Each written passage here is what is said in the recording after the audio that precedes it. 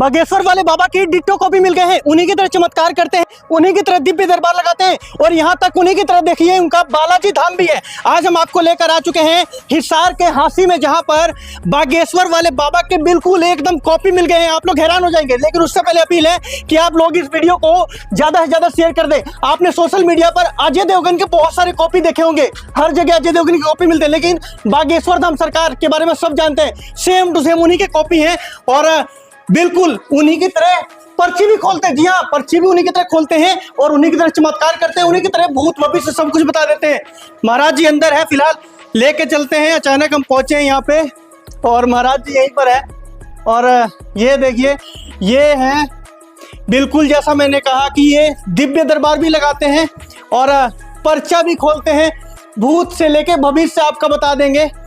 हांसी वाले बाबा जी कैसे हैं आप? जी बिल्कुल, बैठ सकते हैं यहाँ पे? आप यहाँ बैठो, वहाँ यहाँ नजदीक बैठो, तो इससे अच्छी बातें होंगी, मजा आएगा। सबसे पहले तो देखो, हमारे चैनल और हमारी तरफ से आपका बहुत बहुत आपके चरणों में नमस्कार है। कैसे हैं आप? जी बिल्कुल बढ़िया। हरियाणा रिपब्लिक जो भी दर्शक हमें देख रहे हैं, सीताराम, जय श्री राम, जय भारत माता। महाराज जी, हम आज यहाँ पर इसलिए आए हैं, बागेश्वर धाम सरकार के बारे में जानते हैं? जी खूब सुना है, जानते हैं, क्यों नहीं। हमने सुना है कि बिल्कुल आप उनकी सेम टू सेम कॉपी हैं। आप दिव्य दरबार लगाते हैं, आप बालाजी के भगत भी हैं, बालाजी धाम में रहते हैं और आप भूत भविष्य बता देते हैं, पर्ची भी खोलते हैं।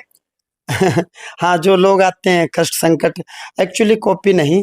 अब महाराज जी अपने जो बागेश्वर धाम है वो बहुत अच्छे हैं अपने विधि विधान नियम से। आप कहीं उनके भाई भूई तो नहीं है, कहीं कुंभ के मेले में बिछड़े हुए? ना, ऐसा नहीं है। मेहंदीपुर बालाजी राजस्थान में है, तो करीबन मुझे 22 साल दिव्य दरबार लगाते हो गए, 22 ईयर्स। और विद्यार्थी जीवन से मैं पढ़ाई भी करता रहा और दिव्य दरबार भी लगाता रहा। कॉपी मैं इसलिए कह रहा हूँ महाराज जी, हमारे दर्शकों को बताइए, आप पर्ची खोलते हैं? हाँ, जो दर्शक आते हैं दिव्य दरबार में तो मैं स्वयं नाम लेकर के उनकी पुकार लगाऊंगा, मंच पर बुलाऊंगा। हम थोड़ा सा अलग प्रक्रिया पद्धति से चलते हैं। जब वो सन्मुख आते हैं, मैं नाम लेकर के पुकार लगाता हूं, तो माइक हम हटा देते हैं, क्योंकि घरेलू कुछ विषय ऐसे होते हैं जो माइक पर या कैमरे में नहीं कहने चाहिए, वो गोपनीय बातें होती हैं। तो यहाँ कोई भी व्यक्ति श्रद्धालु इसलिए नहीं आता कि वो इंसल्ट फील करे या अपनी बेइज्जती कराए। अनेक प्रकार की गोपनीय बातें होती हैं, तो मैं माइक हटा देता हूँ। आपका संकट क्या है, कारण क्या है, ये मैं स्वयं बताता हूँ मौखिक, और पर्चे पर निवारण लिख करके देता हूं। कब? जब मैं कहूंगा तेरा संकट ये, वो कहेगा जी गुरुजी, तेरा दुख ये है जी, फिर मैं उसका कारण बता, हाँ जी। जब वो संतुष्ट होता है तो फिर मैं पर्चे पर उस व्यक्ति का, माता बहन भाई कोई भी हो, उसका निवारण पर्चे पर लिख करके देता हूँ। समस्या मौखिक बताते हैं, पर्चे पर लिखी नहीं जाती, पर्चे पर निवारण लिखा जाता है। लेकिन दिव्य दरबार में आने वाले भक्त को अपना विषय, अपने मन की बात, अपना दुख किसी को नहीं कहना होता। श्री बालाजी धाम हास्य में आए। एकादशी से पूर्णिमा हर महीने शुक्ल पक्ष चांदनी 11, 12, 13, 14 पूर्णिमा दिव्य दरबार लगता है। भीड़ में कहीं भी बैठो, माइक के ऊपर अपने कान रखो, पुकार आएगी, आप आएंगे, मंच पर आएंगे, मैं माइक हटा दूंगा। आपकी मेरी बात क्या हुई ये किसी को भी सुनाई नहीं देगा। महाराज जी, इस बात में कितनी सच्चाई है? कहा जाता है जो ज्यादा पढ़ा लिखा इंसान होता है वो ये धर्म संस्कृति या फिर ये मतलब विश्वास नहीं करता है, कि कहा जाता है ना कि जहां पर अच्छाई है वहां बुराई भी है, और आप तो खुद पीएचडी हैं, इस बात में कितनी सच्चाई है? सच्चाई क्या, मैं एमएससी केमिस्ट्री से, मैंने रसायन शास्त्र से मैंने एमएससी की, तत्पश्चात मैंने पीएचडी की। उसके पश्चात मैं केंद्र सरकार कस्टम विभाग में अधिकारी रहा हूँ। तो इसमें तो महाराज जी सही कह रहे, अधिकारी रहे आप।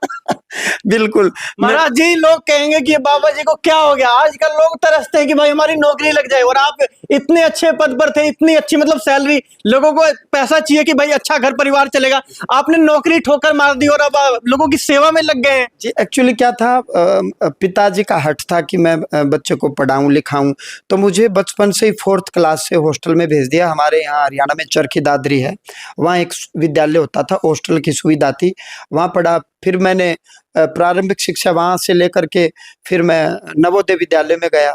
तत्पश्चात मैं जाट कॉलेज से मैंने ग्रेजुएशन की, गुरु जम्बेश्वर यूनिवर्सिटी से मैंने एमएससी की, पीएचडी की। फिर मैं केंद्र सरकार में कस्टम विभाग में नौकरी की।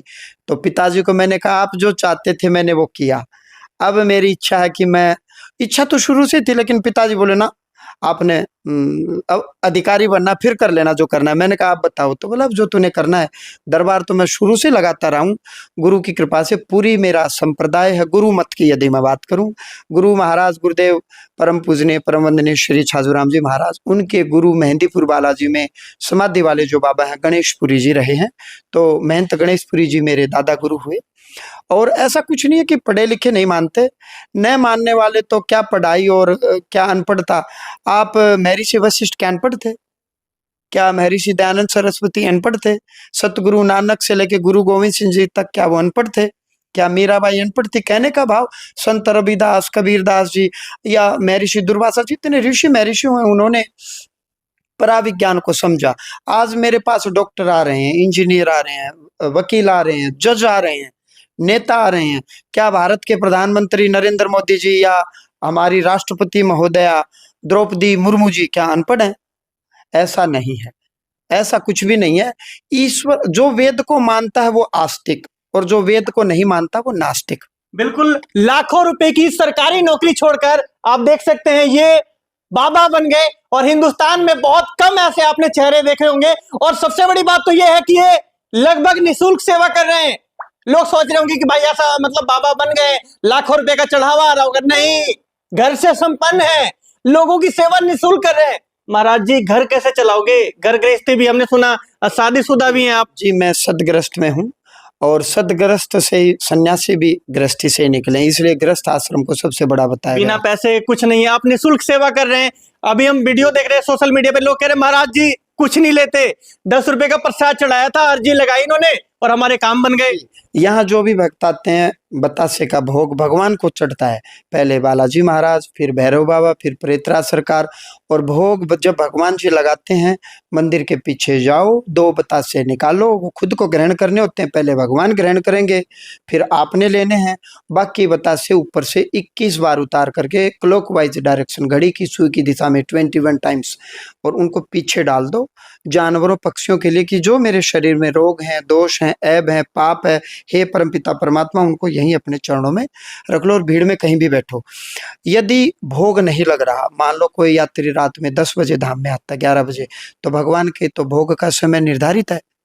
अब मंदिर के कपाट बंद है तो वो 20 रुपीज ले ले, और वो 20 रुपीज 21 बार सिर के ऊपर से घुमा ले। इसको सुखी दरखास्त या रपट बोलते हैं।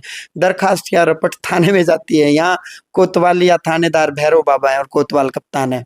सरकार प्रेतराज की है और न्यायाधीश हनुमान जी महाराज हैं। 3 महाशक्तियां हैं, सात्विक बालाजी महाराज, राजसी श्री प्रेतराज सरकार और तामसिक भैरव बाबा। प्रकृति में 3 ही गुण है, सत्व, रज और तम। इस प्रकार से रही बात निःशुल्क, तो यहाँ गुरुकुल हमने निःशुल्क चलाया है। मॉडर्न एजुकेशन भी देंगे गुरुकुल में, साइंस पढ़ा रहे हैं, मैथ पढ़ा रहे हैं, लेकिन संस्कारी बनाएंगे। डॉक्टर भी बनाएंगे तो, इंजीनियर बनाएंगे तो संस्कारी बनाएंगे, नेता बनाएंगे संस्कारी बनाएंगे, खेल जगत में जाएंगे तो संस्कारी बनाएंगे। तो निःशुल्क है। यदि कोई भाई बहन हमें देख रहे हैं, यदि गरीबी के कारण आर्थिक व्यवस्था ठीक नहीं है, यदि बच्चों को एजुकेशन नहीं दे पा रहे, तो भोजन, खाना पीना, रहना, वस्त्र सब हम दे रहे हैं।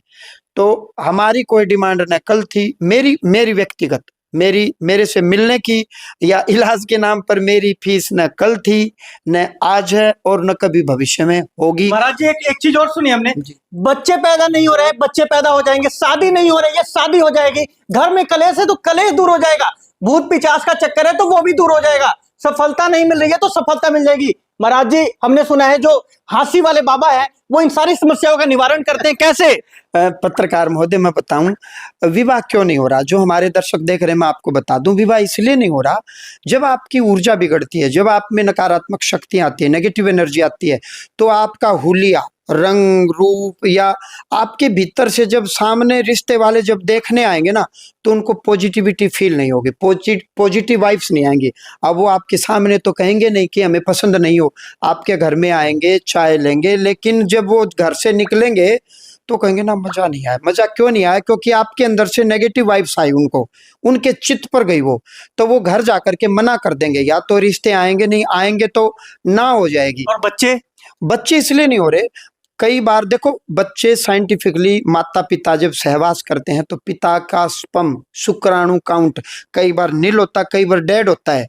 या स्पर्म मैच्योर नहीं होता, या माँ का जो एग होता है अंडाणु प्री मैच्योर होता है, या फैलोपियन ट्यूब में ब्लॉकेज होते हैं, या ओवरी में सिस्ट या फाइब्रिड होते हैं, या उसको कहते हैं कि जी अंदर है ना ट्यूब में ना पानी भर गया जी तो टीबी हो गई जी, या कहते हैं कि बच्चेदानी में रिसोली हो गई या सूजन आ गया जी।